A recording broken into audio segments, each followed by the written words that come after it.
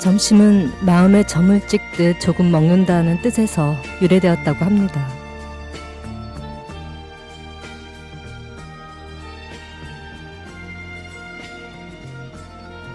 당나라 때 생긴 말로 허기가 져서 축 처진 마음에 점을 찍어 정신을 차릴 만큼만 간단히 먹는 음식이라는 뜻인데요. 사람의 몸에는 배가 고플 때 활성화되는 시트투인이라는 장수 유전자가 있다고 해요.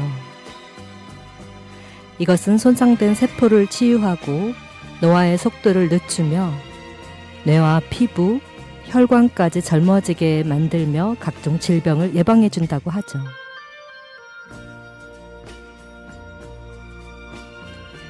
즉, 적당히 배고픈 상태를 유지하는 것이 젊음을 유지하는 비결이자 오히려 건강에도 좋다는 뜻입니다.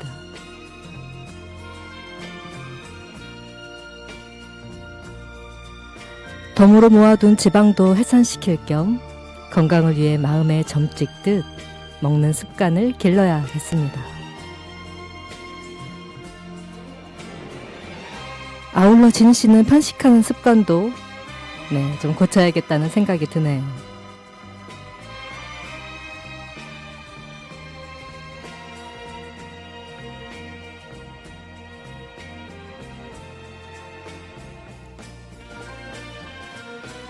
오늘 첫 곡은 콜드플레이의 옐로우로 출발합니다.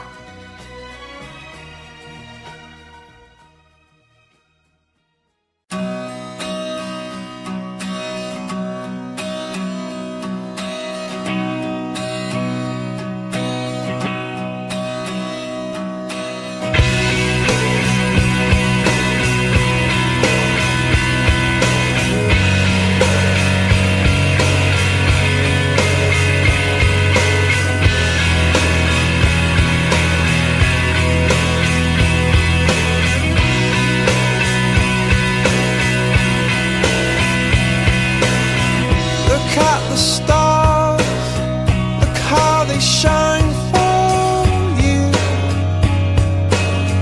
and everything you do. Yeah, they were all yellow. I came along, I wrote a song for you, and all the things you do. Was called yellow.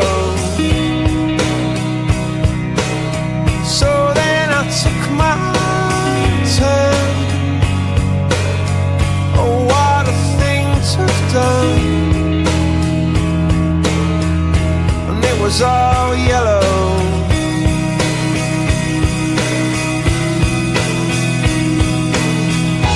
Your skin, oh yeah, your skin.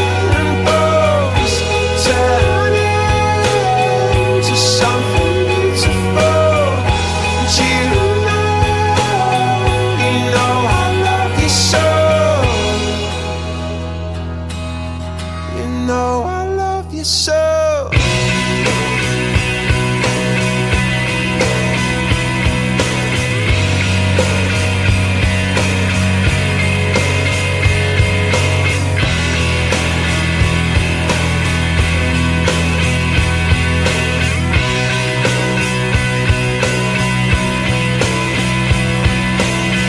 I swam across, I jumped across for you.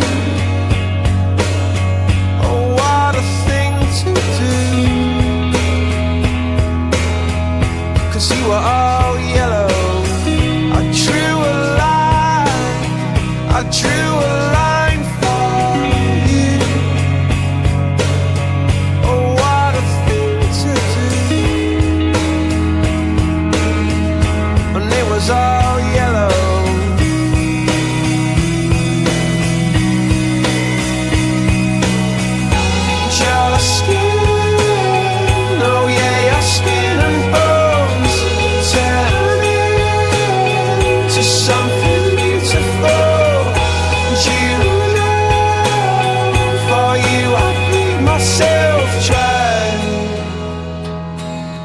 For you I bleed myself dry.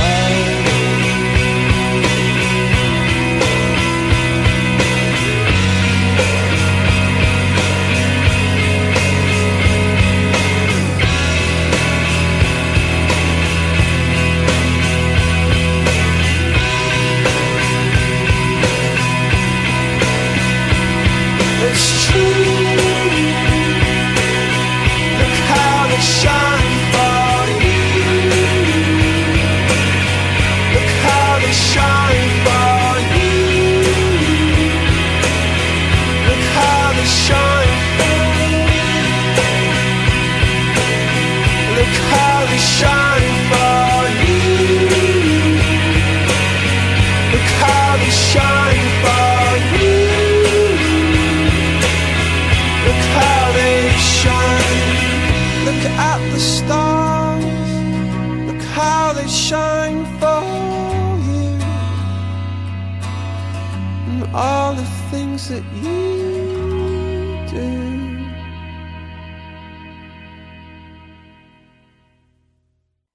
네, 콜드플레이의 옐로우 듣고 오셨습니다. 안녕하세요, 풀치님들. 친절한 지니씨의 힐링아트 도슨트 DJ 정진희입니다. 풀치님들 혹시 매년 4월 23일이 어떤 날인지 아실까요? 바로 세계 책의 날입니다. 1995년 유네스코에서 제정한 이 날은 인류 역사상 가장 위대한 두 작가, 윌리엄 셰익스피어와 돈키호테의 작가인 세르반테스가 타계한 날인데요. 이 두 사람이 1616년 같은 날, 그러니까 4월 23일 날 세상을 떠난 것에서 이 책의 날이, 세계 책의 날이 유래가 됐다고 하네요. 이처럼 책과 문학은 우리의 삶과 뗄래야 뗄 수 없는 관계를 맺고 있는데요. 오늘 힐링아트 도슨트 23번째 이야기는 바로 문학편입니다.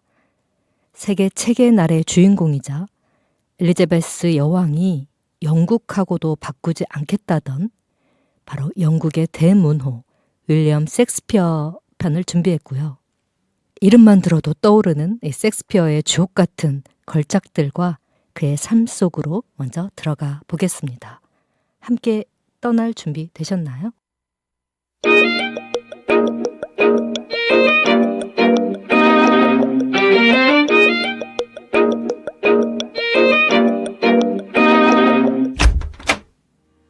친절한 지니씨의 힐링 아트 도슨트.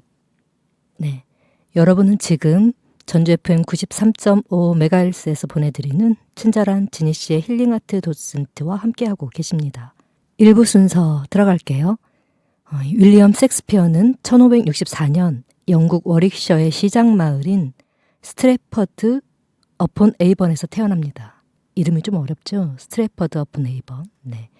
이 부친이 장갑을 만드는 분이었고 어머니가 지역 토지 소유주의 딸이었다는 것 외에는 이 셰익스피어의 초기 생애는 거의 알려져 있는 바가 없는데요. 어린 시절 문법학교에서 라틴어와 고전 문학을 배우며 학문적 토대를 쌓았다고 하고요. 대학 교육은 받지 못한 걸로 알려져 있습니다.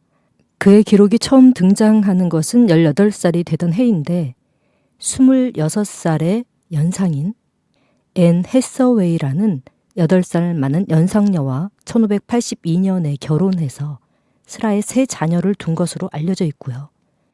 1585년부터 1592년 사이, 그러니까 21살 무렵부터 몇 년간은 아무런 종적이 없다가 28살이던 1592년 어느 날 호련히 런던 극장 기록에 처음 등장을 합니다.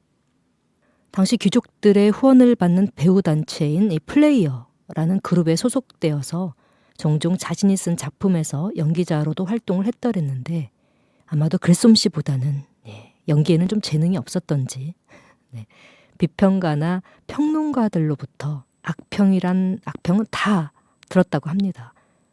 좀 발연기 좀 하셨나 봐요. 우리 셰익스피어님께서.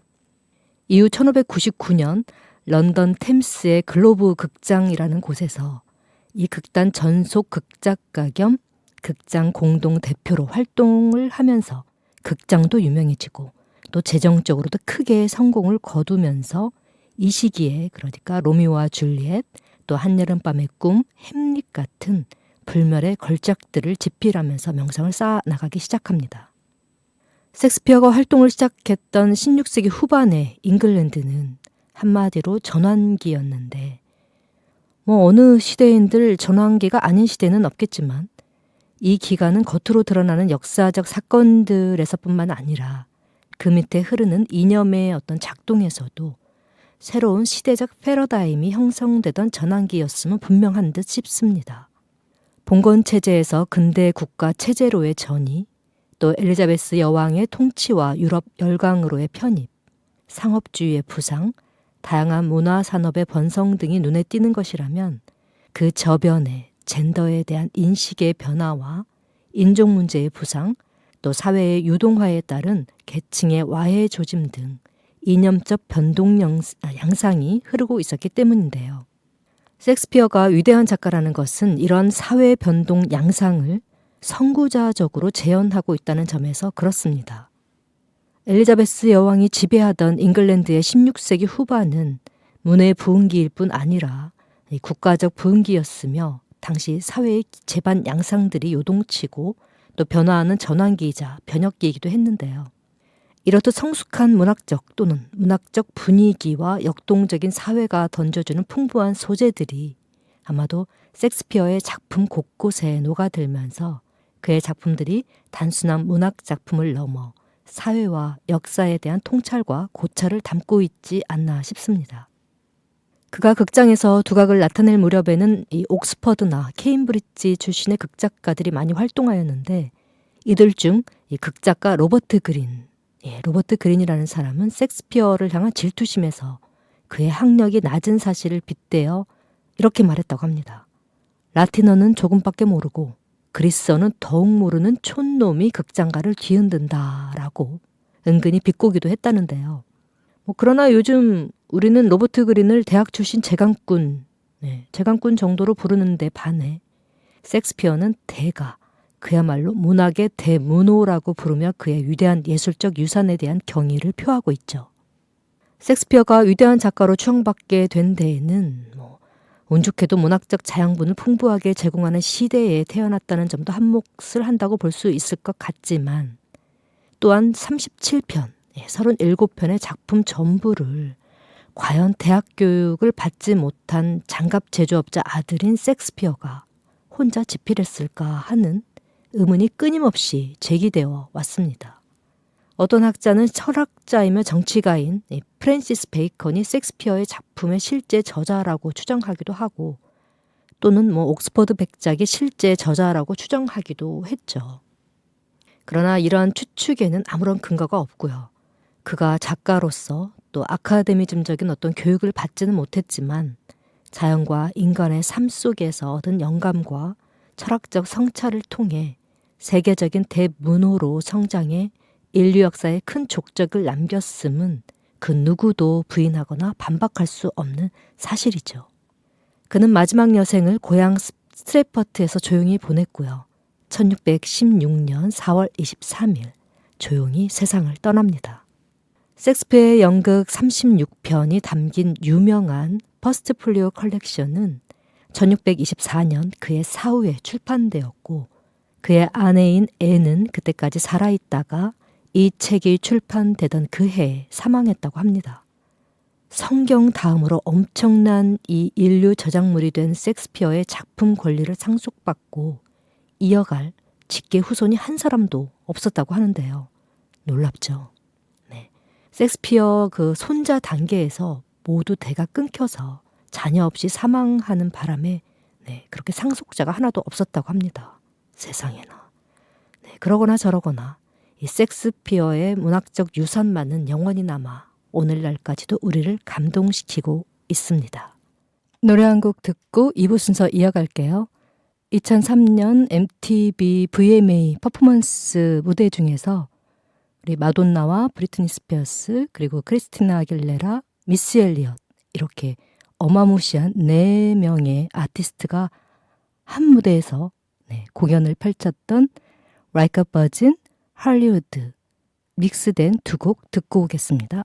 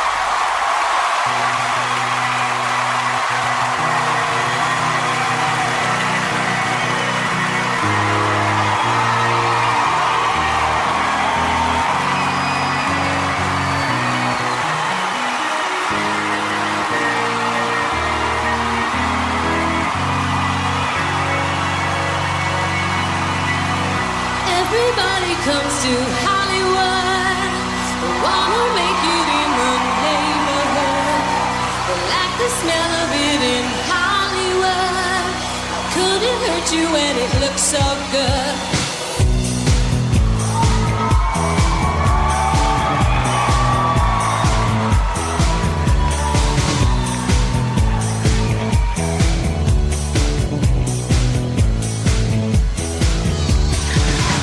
Everybody comes to Hollywood.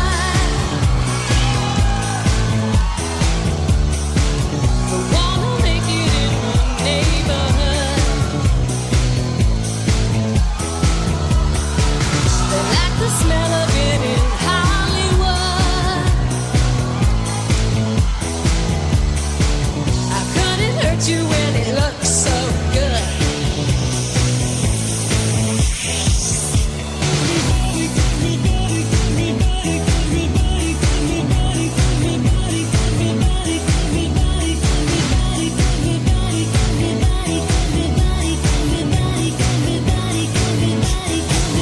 Shine your light now.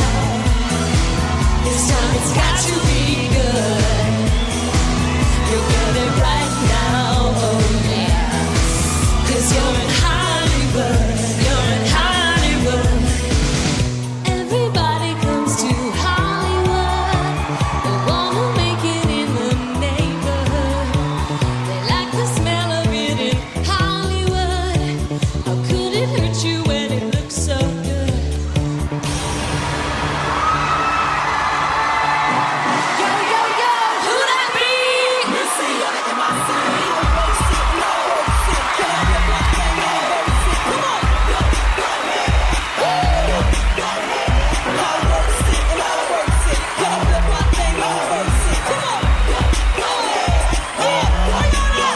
Party people, we sure know how to work it. What you want me to do? Drop the station, change the channel.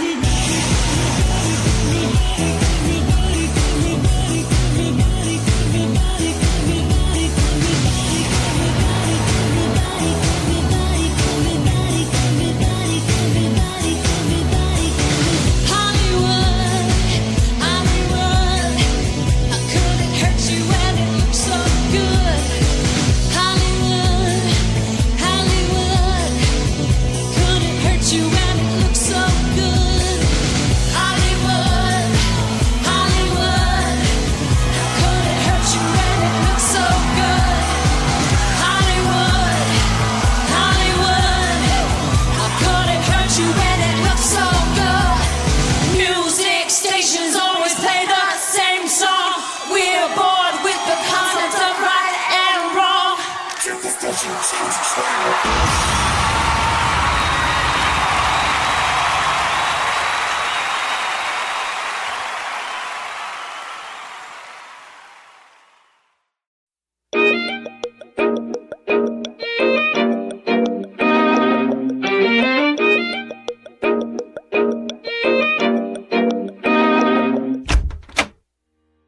친절한 지니 씨의 힐링 아트 도슨트. 네, 여러분은 지금 친절한 지니 씨의 힐링 아트 도슨트 23번째 문학편 윌리엄 셰익스피어 편을 함께하고 계십니다.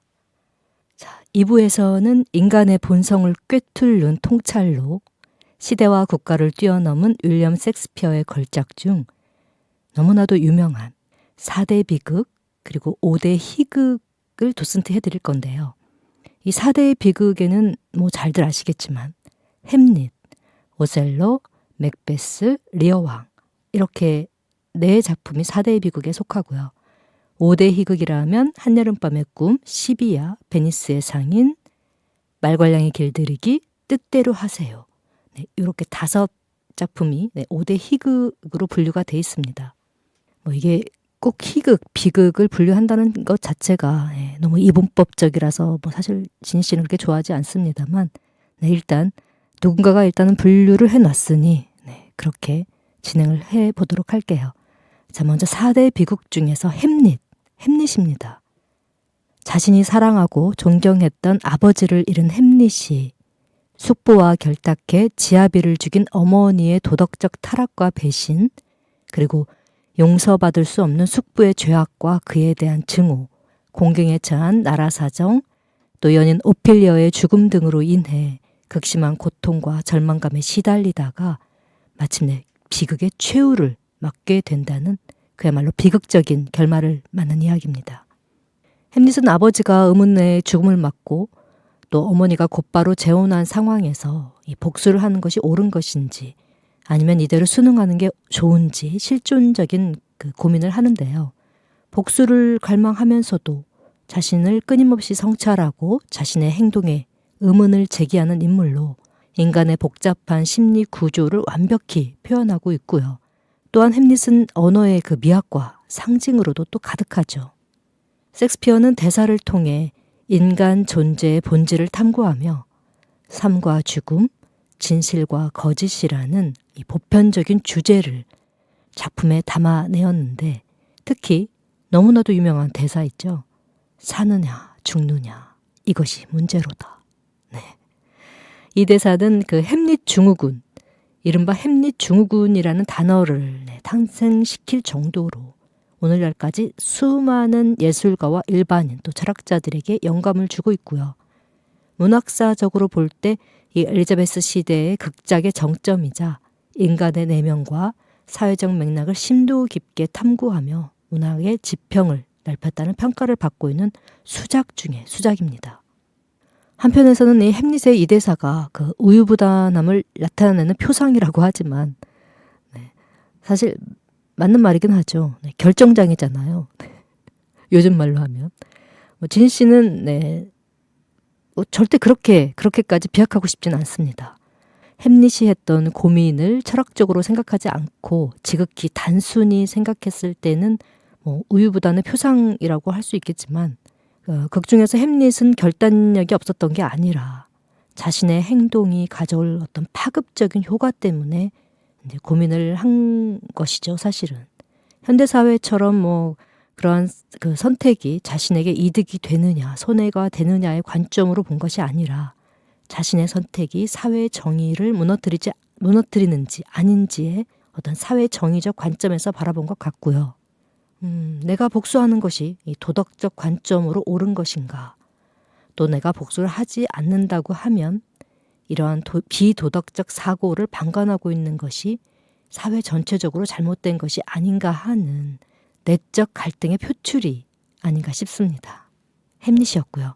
두 번째는 리어 왕입니다. 리어 왕은 탐욕스럽고 간교한 큰딸과 둘째 딸에게 왕국을 넘긴 왕이 결국에는 딸들에게 버림을 받고 분노에 찬 광인이 되어 광야를 떠돌아다니게 되는데 첫째 딸은 질투의 눈이 멀어 둘째인 동생을 독살하고 자신도 자살하고요. 리어 왕을 진정으로 사랑했던 막내딸 코델리아까지 결국에는 가련하게 죽음을 당하게 되는 한 가족의 비극적인 이야기를 담고 있습니다. 인간은 지극히 자신이 가진 것에 만족하지 못하고 또 남들이 가진 것에 시기 질투하면서 그것을 빼앗아오기 위한 행동을 자처하면서 살아가죠. 대부분. 그리고 진실된 말보다 달콤한 말을 더 좋아하고 이를 통해 사랑의 정도를 파악하려고 하죠. 욕심은 욕심을 부르기에 끝이 없는데도 만족할 줄 모르고 측정할 수 없는 사랑을 통해 이정표를 세우려고 하니 한편으로는 인간이 어리석어 보이기도 합니다. 세 번째 비극은 오셀로입니다.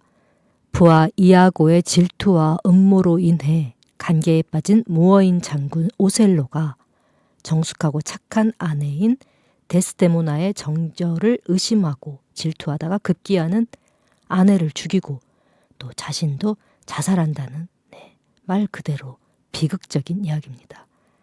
맥베스, 마지막 비극은 맥베스입니다.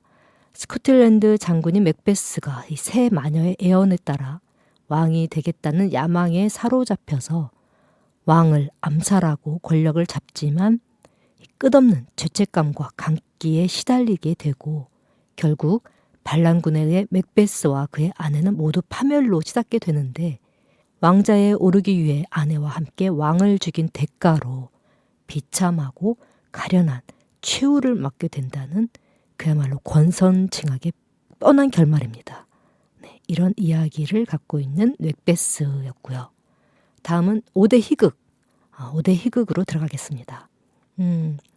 굉장히 많은 작품이기 때문에 모든 줄거리를 자세하게 제가 도슨트를 해드릴 수는 없고요. 간략하게만 도슨트 해드리겠습니다. 베니스의 상인은 고리 대금업자인 샤일록과 거상인 안토니오가 맺은 이상한 계약서로 인해서 안토니오는 돈을 갚지 못하면 1파운드의 살 한 덩어리를 주어야 합니다. 뭐 이런 무시무시한 계약을 하죠. 네. 하지만 안토니오의 친구인 바사니오의 아내인 포셔의 기지로 이 샤일록을 굴복시킨다는 그런 줄거리의 이야기고요. 다음은 말괄량의 길들이기인데요. 이 성격이 괴팍하고 천방지축인 큰딸 카타리나와 성품이 온순해서 아버지의 사랑뿐만 아니라 남성들의 시선과 사랑을 한몸에 받는 작은 딸 비앙카가 등장을 하죠. 아버지인 밥티스타는 큰딸을 시집보내야 작은 딸을 시집보낼 수 있다고 선언하는데 정말 고리타분한 공식 아닙니까? 결혼을 꼭 굳이 위에서부터 차례차례 하라는 그런 법은 없잖아요.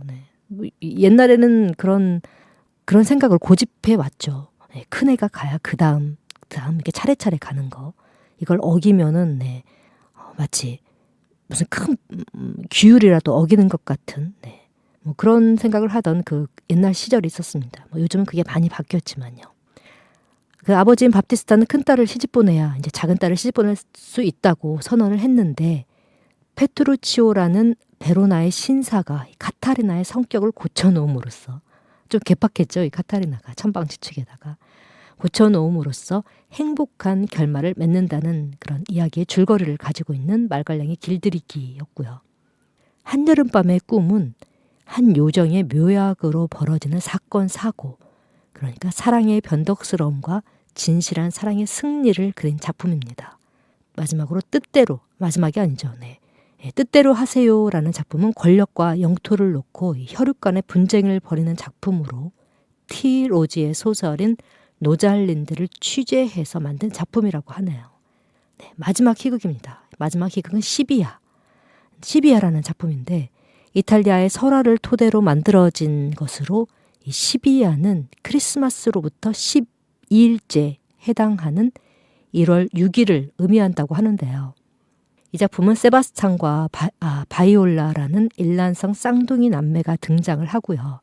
이들로 인해 벌어지는 얽히고 설킨 낭만적인 사랑을 아주 희극적인 재미난 요소들로 표현한 작품입니다.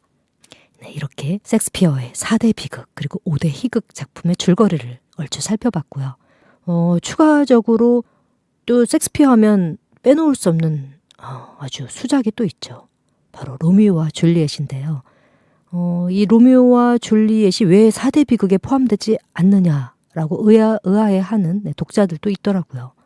이제 마지막 마지막 장면이 비극으로 끝나기 때문에 그러지 않나 싶은데 그 이유는 이 로미오와 줄리엣은 어떤 그 외부적인 환경 요소로 비극적인 결말을 초래했기 때문이라고 하네요.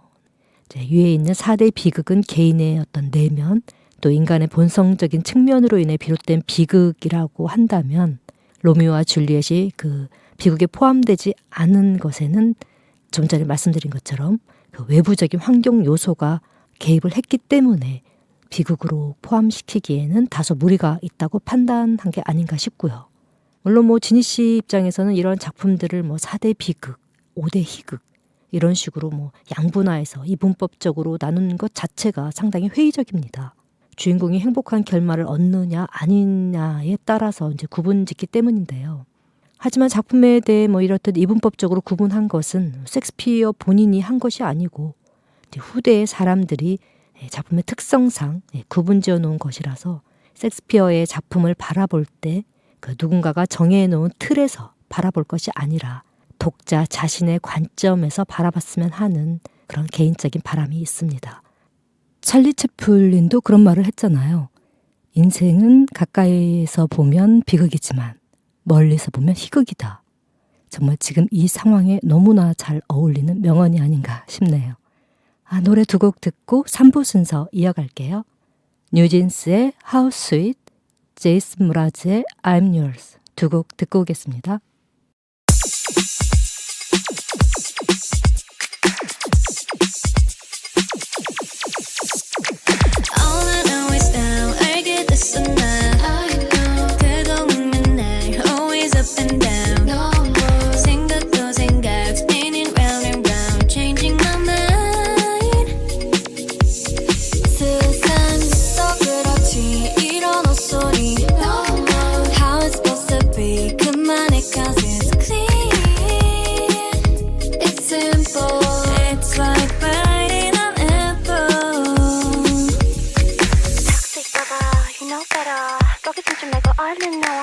in my storyline, so no. And don't you know how sweet it tastes? Yeah, don't you know how sweet it tastes? Yeah, don't you know how sweet it tastes? Now that I'm without you. 나 더는 묻지 않을래. 알려주지 않아도 돼. Why don't you know how sweet it tastes? Now that I'm without you. 모든 게 typical. So I've been praying so hard for a miracle. 부르고 있어 나의 이름을. 더는 안 봐. Drama is good karma. Songs growing 1,000 times. 다 알고 있어 본 한 수작일 뿐이야. 완전 신공식이야. It's like biting an apple. And don't you know how sweet it tastes? Yeah, don't you know how sweet it tastes? Yeah, don't you know how sweet it tastes? Now that I'm without you. 나 더는 묻지 않을래. 알려주지 않아도 돼. Why don't you know how sweet it tastes? Now that I'm without you. I'm away, I'm feeling my way, I'm in it. 'Cause me and you are different. So I won't say I'm leaving. I'm away, I'm feeling my way, I'm in it. 'Cause me and you are different. So I won't stay. And don't you know how sweet it tastes? Yeah, don't you know how sweet it tastes? Yeah, don't you know how sweet it tastes? Now that I'm without you. 나 더는 묻지 않을래. 알려주지 않아도 돼. Why don't you know how sweet it tastes? Now that I'm without you.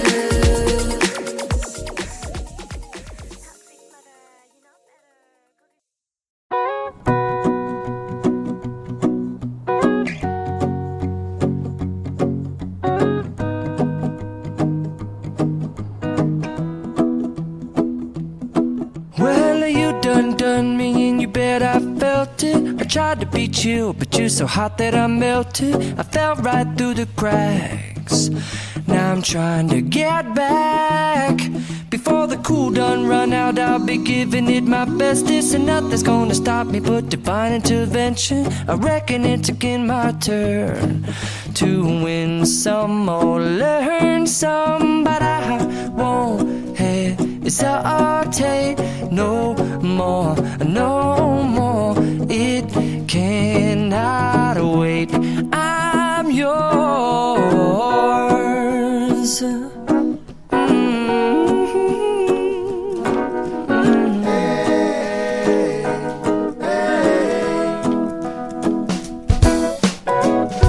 Well, open up your mind and see like me. Open up your plans and damn, you're free. I look into your heart and you'll find love, love, love, and love. Listen to the music of the moment, people dance and sing. We're just one big family, and it's our God-forsaken right to be loved, love, love, love, loved. So I won't hesitate no more, no more. It cannot wait. I'm sure there's no need to complicate. Our time is short. This is our fate. I'm yours. Do do do do do, but do you do do do do, but do you want to come on? I scooch on over closer, dear, and I will nibble your ear. So de ba ba boom ba boom.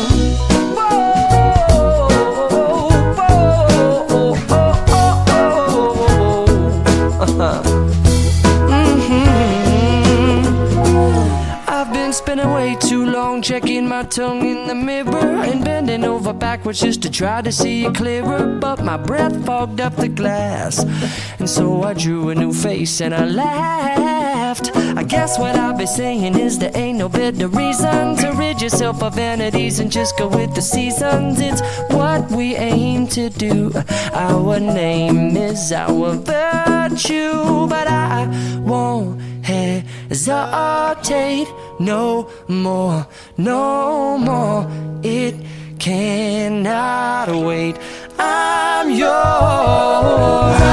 Well, open up your mind and see like me. Open up your plans and damn, you're free. I look into your heart and you'll find that the sky is yours. So please don't, please don't, please don't. There's no need to complicate, 'cause our time is short. This is our fate. I'm yours.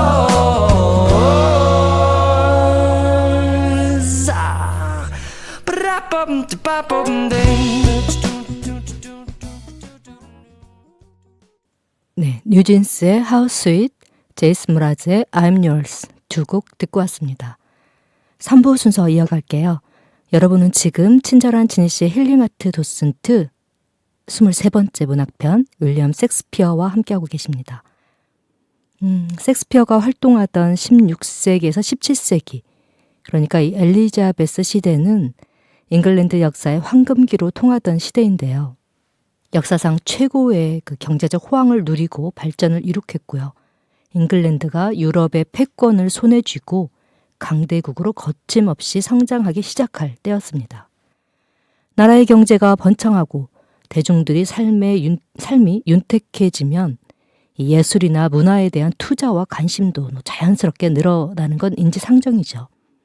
또 당시 잉글랜드의 국민들은 집에 악기까지 또 갖추고 있었다고 해요. 네. 일상적으로 문화 활동을 즐길 수 있는 그런 어떤 조건이 갖춰진 상태라고 보면 될 것 같고요. 특히 문학과 연극의 전성기가 시작되었는데 곳곳에 극장이 건설되고 또 극단과 극작가의 활동이 당시에 매우 활발해졌고요. 연극을 하기 너무나 풍요로운 그런 토양이 갖추어진 이 시기에 바로 이 섹스피어가 등장을 한 겁니다. 정말 모든 게 갖추어진 시기에 도와준 거죠. 그러니까 이 영웅이 나타날 그 때를 그 밭을, 텃밭을 이 우주가 잘 다져놓고 있던 그 시기에 등장을 한 거죠. 이후 국왕극단으로 이름을 바꾼 시종장관 극단에서 글로브 극장을 거점 삼아 섹스피어는 지속적으로 작품을 써냈고 약 24년간의 활동 기간 동안 38편의 희극과 비극 또 소네트를 발표합니다. 사느냐 죽느냐 그것이 문제로다. 연극에 관심과 배경 지식이 없는 사람일지라도 이 대사 한 줄 안 들어본 분은 아마 없을 건데요. 연극이란 예술 장르를 상징하다시피 하는 이 대사는 바로 이 섹스피어의 햄릿의 등장인물인 햄릿의 대사입니다. 제가 그 이전에 그 햄릿을 도슨트 설명해드릴 때도 물론 그때도 잠깐 말씀을 드렸지만 역시 수많은 연극인들은 400년 전에 쓰여진 섹스피어의 작품을 고전으로 공부하는 동시에 시대에 맞게 변형해서 아직까지 무대에 올리고 있습니다. 정말 다양한 형태로 뮤지컬, 연극, 영화 등 그 종합 예술 장르에서 빠지지 않고 단골 소재가 되는 게 햄릿인데 그만큼 스토리도 탄탄하고 또 극적인 재미까지 더해져서 여러 장르에서 예술 장르에서 끊임없이 소재로 다루고 있지 않나 싶습니다. 섹스피어의 고향인 영국에서는 그에 대한 사랑과 자부심을 공공연히 표현을 하고 또 작품을 보존하고 재해석하기 위해서 국가 차원에서 나서서 노력을 한다고 하는데요. 영국 왕실은 섹스피어의 작품을 전문적으로 공연하는 로열 섹스피어 컴퍼니라는 극장을 지정해서 그의 유산을 지키고 있고 영국의 관객들은 극장을 꾸준히 또 찾으면서 애정을 보이고 있다고 합니다. 이 정도면 섹스피어 정도면 국가적인 차원에서 발벗고 나서야 되죠. 우리나라도 그렇지 않습니까? 당시에도 지금에도 또 섹스피어의 작품이 모두의 그 찬사를 받을 수 있는 건 아마도 인간에 대한 보편적인 통찰력을 담은 동시에 근대 어떤 영어의 잠재력을 최대한 살린 그 영어의 아름다움을 최대한 살린 시적 미를 갖췄기 때문이 아닌가 싶은데요. 인물과 상황을 묘사하는 문학적이고 아름다운 표현력은 영어 문학의 발전에 큰 영향을 끼쳤을 뿐 아니라 특히 그의 작품은 대부분이 산문이 아닌 운문으로 되어 있었는데 단순히 내용을 산문으로 풀어 쓰는 게 아닌 형식적인 그 아름다움까지 갖춘 시적인 형식에 맞추어 인물들의 대사를 창조한 아주 놀라운 역량을 보여줬습니다. 실제로 영국인들은 가장 사랑하는 영국인을 선정하는 BBC의 설문조사에서 이 섹스피어가 5위를 차지했고요. 또 영국인들이 가장 사랑하는 작가를 선정하는 BBC의 설문조사에서도 1위를 차지할 정도로 윌리엄 섹스피어란 이름은 시와 연극, 문학을 상징하는 동시에 이 영국이라는 나라를 대표하는 위대한 아이콘으로 자리하고 있습니다. 대체 섹스피어의 무엇이 그렇게 위대하고 훌륭한지 또 어떻게 400여 년 전의 작품이 아직까지도 생명력을 잃지 않고 살아 숨쉬고 있는지를 그의 대표작인 이 4대 비극과 또 5대 희극을 통해 살펴보았습니다. 시대와 장르를 뛰어넘는 영원 불멸의 고전 윌리엄 섹스피어, 그 이름 자체가 불멸의 고전이 아닐까 싶네요.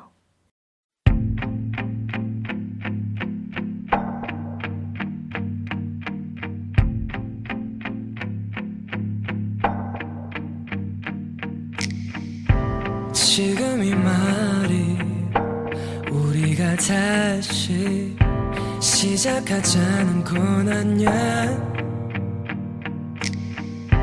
그저 너의 남아있던 기억들이 떠올랐을 뿐이야. 정말 하루도 빠짐없이 사랑한다 말해줬었지. 잠들기 전에 또 눈 뜨자마자 말해주던 너 생각이 난 말해보는 거야. 예뻤어 날 바라봐주던 그 눈빛 날 불러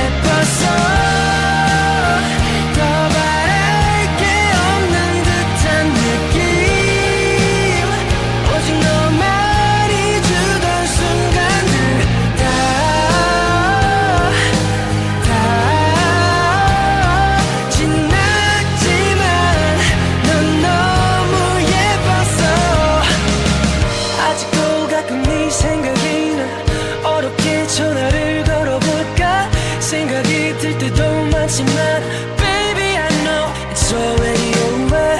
아무리 원해도 너는 이제 이미 끝나버린 지난 날의 한편의 영화였었단 걸 나는 마지막 날 바라봐주던 그 눈빛 잘 지내라던 그 목소리 다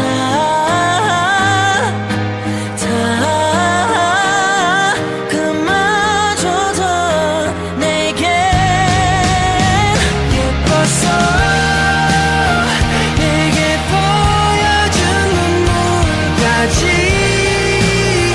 너와 가졌던 순간들은 다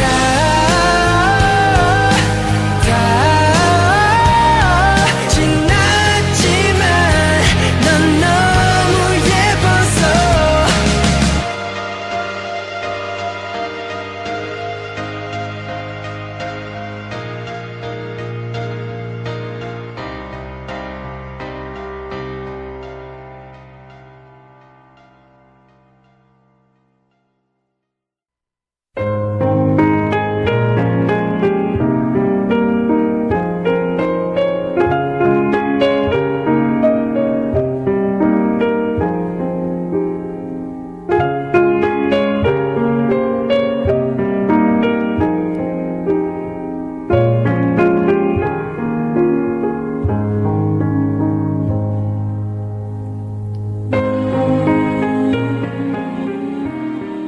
가시는 꽃이나 나무에게만 있는 것이 아니었다.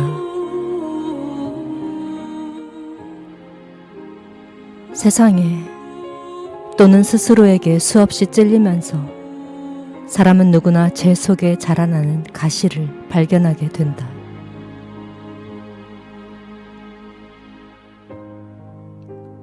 한번 심어지고 나면 쉽게 뽑아낼 수 없는 탱자나무 같은 것이 마음에 자리 잡고 있다는 것을 뽑아내려고 몸부림칠수록 가시는 더 아프게 자신을 찔러댄다는 것을 알게 되었다.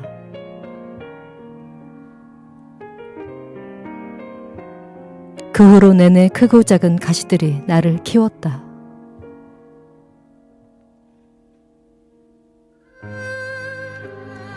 아무리 행복해 보이는 사람에게도 그를 괴롭히는 가시는 있기 마련이다.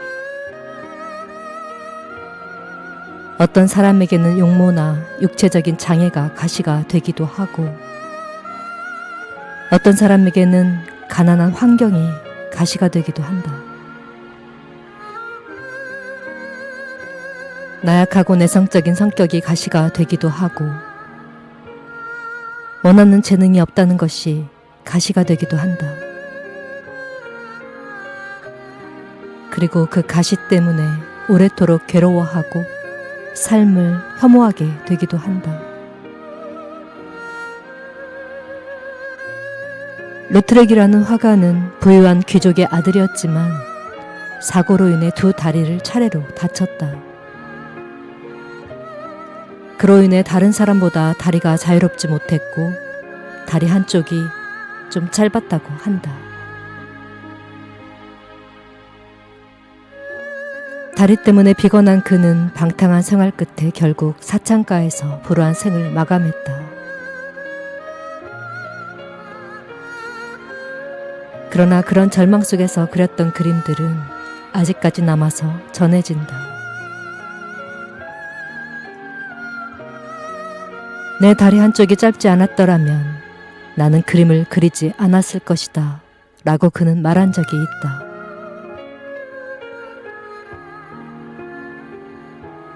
그에게 있어서 가시는 바로 남들보다 약간 짧은 다리 한쪽이었던 것이다. 로트렉의 그림만이 아니라 우리가 오래 고통받아온 것이 오히려 존재를 들어올리는 힘이 되곤 하는 것을 겪곤 한다. 그러니 가시 자체가 무엇인가 하는 것은 그리 중요한 문제가 아닐지도 모른다.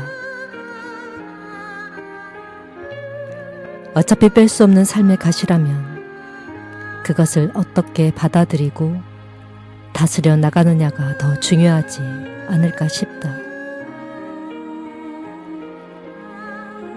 그것마저 없었다면 우리는 인생이라는 잔을 얼마나 쉽게 마셔버렸을 것인가.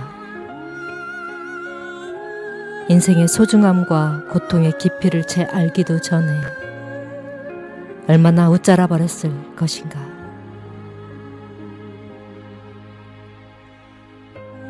그런 점에서 사람에게 주어진 고통, 그 날카로운 가시야말로 그를 참으로 겸허하게 만들어줄 선물일 수도 있다.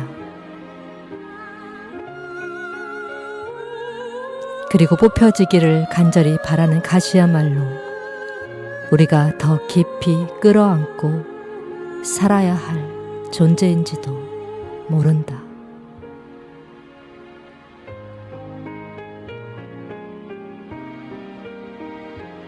나이 덕의 산문집 빈통의 물 중에서 발췌한 글입니다.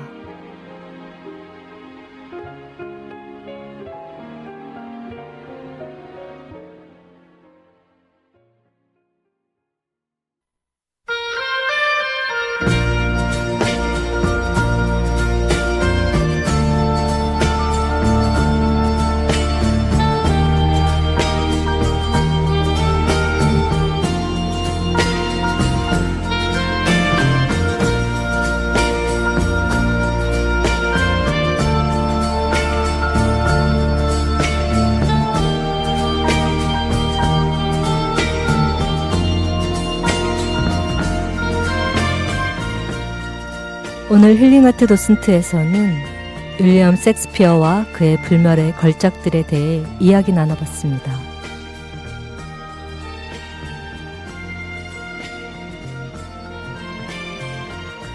영문학은 흔히 섹스피어 이전과 이후로 나눈다는 말이 있는데요.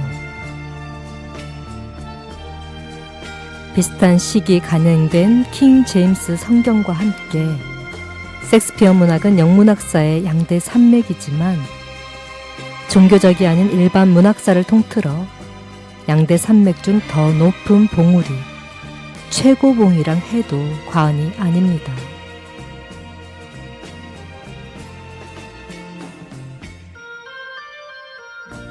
(400년) 이상 동안 전 세계 관객과 독자, 영화 제작자, 대중문화 팬 모두를 사로잡았으니 시대를 초월한 문화 인류 유산이자 세계 문학사의 현재와 미래를 비추는 거울 같은 존재가 아닌가 싶네요.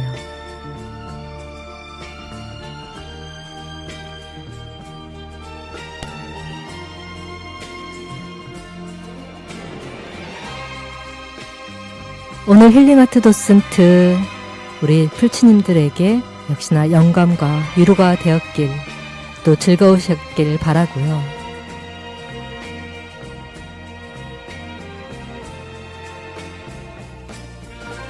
끝으로 김유나의 장밋빛 인생 들으시면서 진씨는 다음 시간에 더 재미있고 유익한 예술 이야기로 다시 찾아오겠습니다.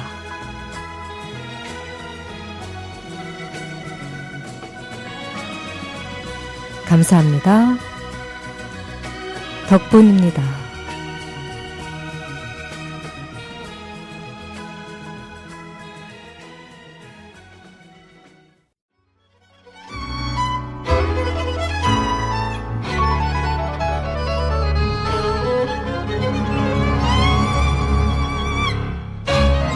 너의 입맞춤이 나의 낮과 밤을 붉게 물들이고 사랑에 취한 세상은 어지러이 반짝이네. 너의 눈동자는 나의 두려움과 기쁨과 설렘의 샘, 쏟아지는 별빛 속에 춤을 추는 그대와 나. 다시 또 빠질 수 있을까 이런 사랑에. 이 세상 모두가 우릴 질투할 것만 같아. 그대 품 안에 안겨 있을 때면 언제나 아무런 생각할 필요 필요가 없네.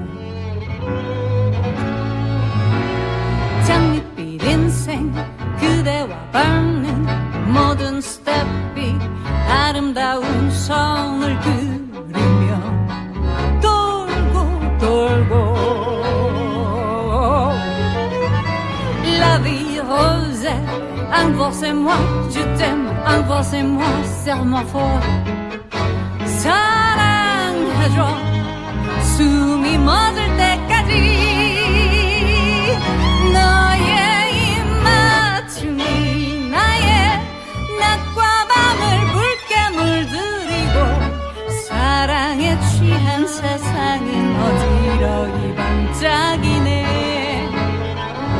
너의 눈동자는 나의 두려움과 기쁨과 설렘의 샘 쏟아지는 별빛 속에 춤을 추는 그